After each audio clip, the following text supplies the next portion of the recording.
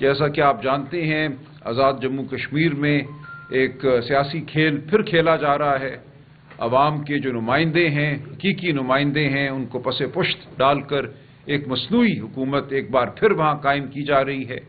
تو آج آپ کے سامنے ہم پیش ہوئے ہیں، آزاد کشمیر کی پی ٹی آئی کی تمام قیادت آپ کے سامنے ہے۔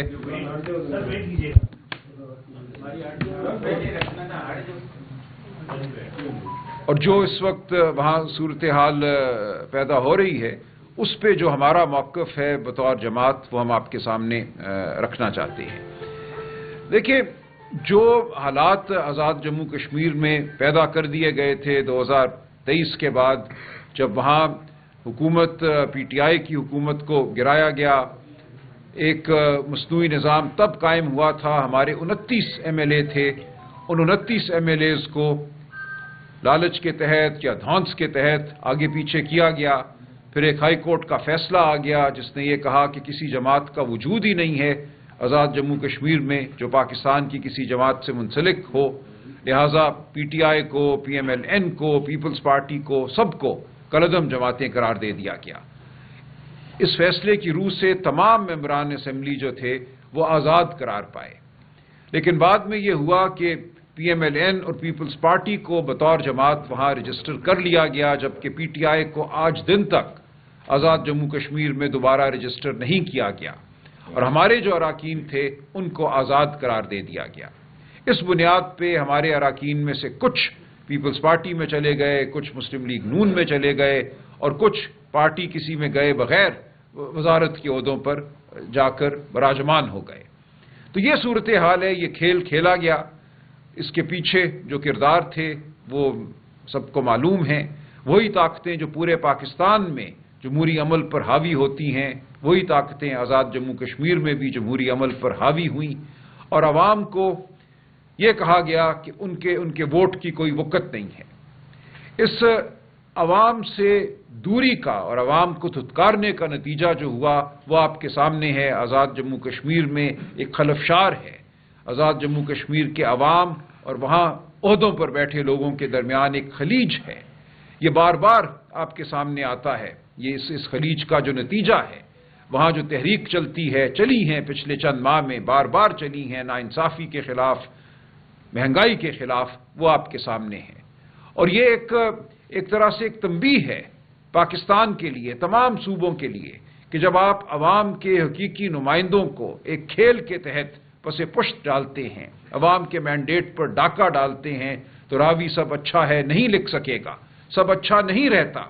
اس ملک میں، اس ریاست میں، اس صوبے میں خلفشار کا ہونا یقینی ہے، عوام میں بے چینی کا ہونا یقینی ہے، عوام اور ریاستی اداروں کے درمیان دوری کا ہونا ایک یقینی امر ہے۔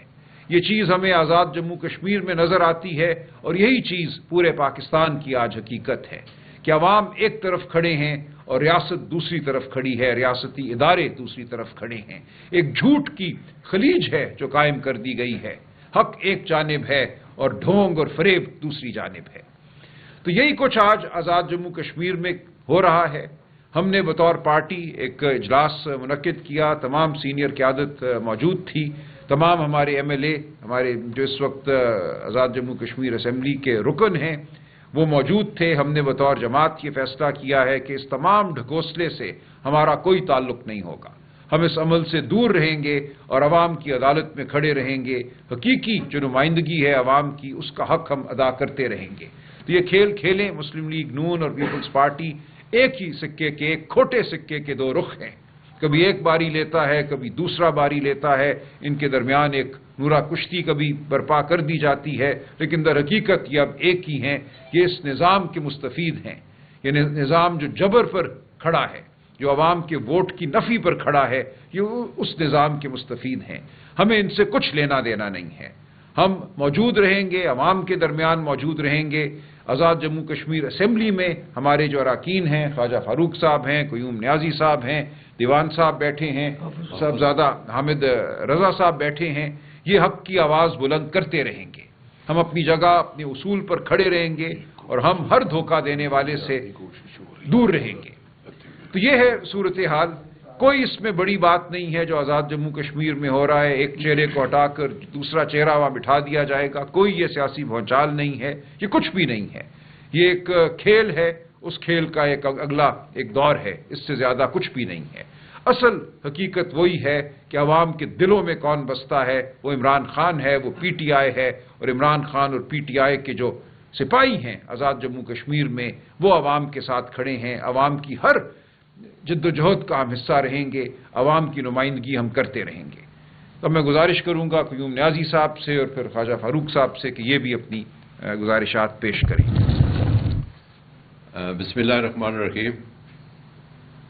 سیکرٹری جنرل صاحب نے مختصراً لیکن بہت جو وہ چیزیں ہماری میٹنگ میں طے ہوئی ان پر تبصرہ کیا ہے۔ میری آپ سے یہ گزارش ہے کہ آزاد کشمیر اس وقت جو کچھ ہو رہا ہے بیسیکلی آزاد کشمیر تحریک آزادی کشمیر کا بیس کیمپ ہے، اور یہاں جو کچھ کھیل کھیلا گیا پچھلے 2.5 سالوں سے وہ آپ نے دیکھ لیا، آپ میڈیا کے لوگ ہیں کہ ایک ہائبرڈ نظام قائم کیا اور کوئی اتھارٹی نہیں رہی اس میں حکومت آزاد کشمیر کی، ایک خلا پیدا ہوا، اور یہ ہے کہ 1.5 سال سے وہاں عوام سڑکوں پر نکلے، اور پھر یہ ہے کہ انہوں نے سینے پر گولیاں کھائیں اور اپنے مطالبات منوائے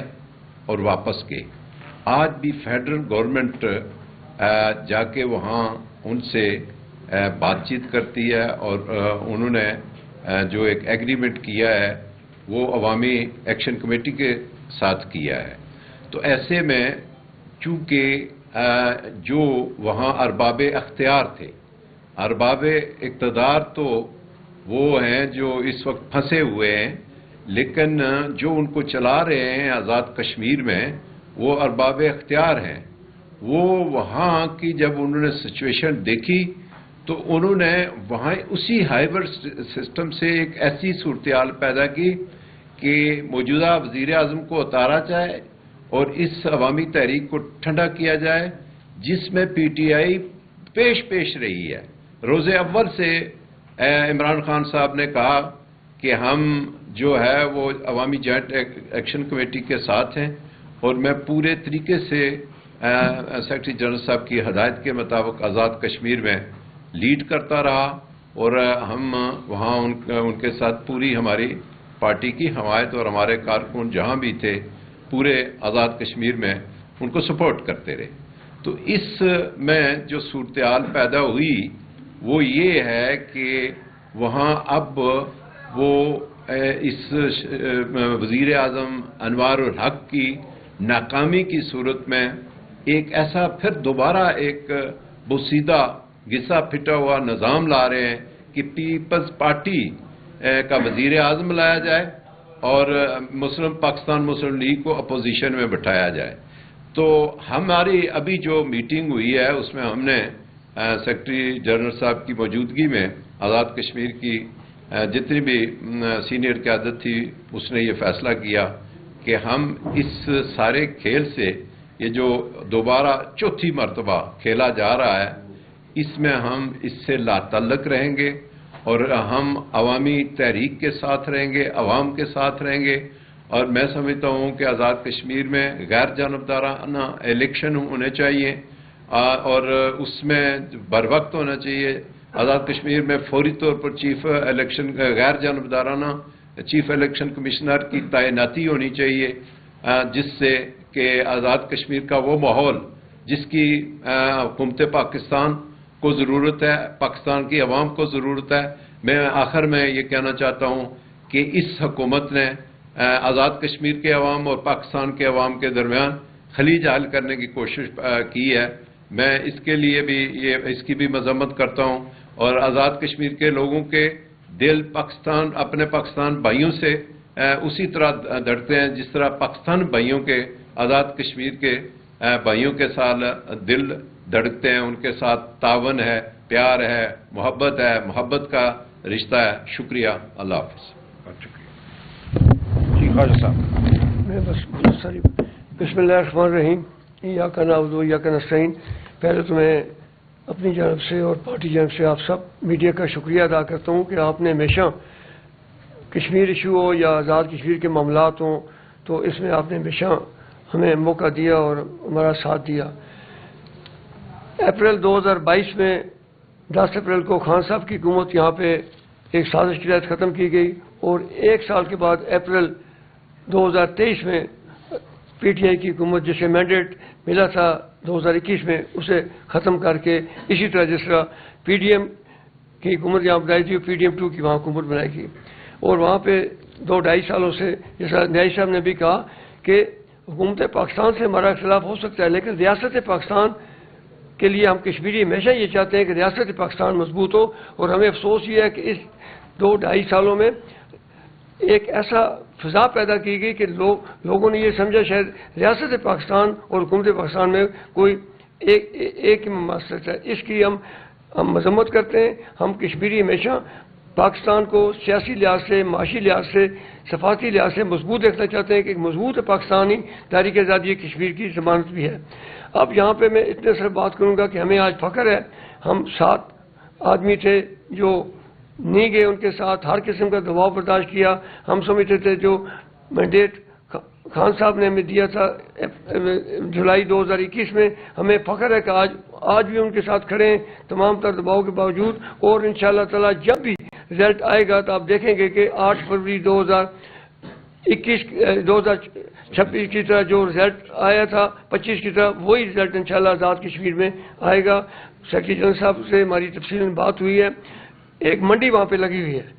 ہونا تو یہ چاہیے تھا کہ آج مقبوضہ کشمیر میں یاسین ملک کو بھارتی حکومت پھانسی دینے کی تیاریاں کر رہی ہے اور بیس کیمپ کی حکومت جو ہم کہلاتے ہیں ہمیں نہ یاسین ملک کا پتہ ہے نہ مقبوضہ کشمیر میں ہونے والے ظلم کا پتہ ہے. ہم صرف ایک کرسی کا کھیل رہے ہیں. اور جو یہ کہتے تھے کہ منڈی کسی نے کہا تھا سبزی منڈی ہے تو آج وہاں پہ ڈنگر منڈی لگی ہوئی ہے. کوئی ڈنگر مسلم لیگ نون میں جا رہے ہیں, کوئی ڈنگر جو ہے پیپلز پارٹی میں جا رہے ہیں اور آج وہاں پہ اس سیاست سے بھی ایک اعتماد ختم کیا گیا. تو ہم آج بھی میں صرف اتنا کہوں گا کہ ہم آج بھی پوری پارلیمانی پارٹی دیوان صاحب ہیں, حافظ احمد رضا صاحب ہیں, ہم پوری پارلیمانی پارٹی خان صاحب کے ساتھ تھی, خان صاحب کے ساتھ ہے اور خان صاحب کے ساتھ رہے گی. پارلیمانی پارٹی کے علاوہ راجہ منصور صاحب, یہ ہمارے سیکرٹری جنرل میر عتیق صاحب, جتنی مرکزی قیادت ہے. اور ہم یہ کہتے ہیں کہ یہ اسمبلی اعتماد کھو بیٹھی ہے. میں لیڈر آف دی اپوزیشن کے حیثیت سے کہتا ہوں کہ 60 دن اسمبلی کا اجلاس ہونا چاہیے سال میں آئینی طور پہ, لیکن کبھی بھی ان 2 سالوں میں کبھی بھی 60 دن اجلاس نہیں ہوا. 13 دن 14 دن بلکہ یہ سسٹم ریویو بھی ہوئی. بجٹ پہلے پاس کر لیا جاتا تھا اور بعد میں کہتے تھے جی کہ آپ اب آ کے تقریریں کریں. ہم نے اس بار بھی دھرنا دیا تھا, اسمبلی کے باہر دھرنا دیا تھا, لیکن وہی بات بنی. ہم پی ٹی آئی والے اجلاس بلا نہیں سکتے تھے, 14 ممبر چاہیے ہوتے تھے ریگولیشن کرنے کے لیے, حکومت بلاتی تھی. ہم صرف 5 آدمی تھے, ہم اجلاس بلا نہیں سکتے تھے, یا حسن ابراہیم صاحب کو ساتھ ملائیں تو 6 آدمی ہم بنتے تھے اور اس کا فائدہ وہ اٹھاتی تھی. اس لحاظ سے بھی یہ اسمبلی عوام کا اعتماد کھو بیٹھی ہے. اور ہم تو یہ مطالبہ بھی کرنے میں حق و جانب ہے کہ جب بھی الیکشن غیر جانبدارانہ ایک غیر جانبدار الیکشن کمیشن کے تحت, اور یہ الیکشن کمیشن بھی 14 جنوری کی, آپ کے نوٹس میں لانا چاہتا ہوں, 14 جنوری کو یہ پوسٹ خالی ہوئی ہے. وزیر اعظم آزاد کشمیر نے حلف اٹھایا ہوا ہے کہ وہ کوئی آئینی خلاف ورزی نہیں کرے گا.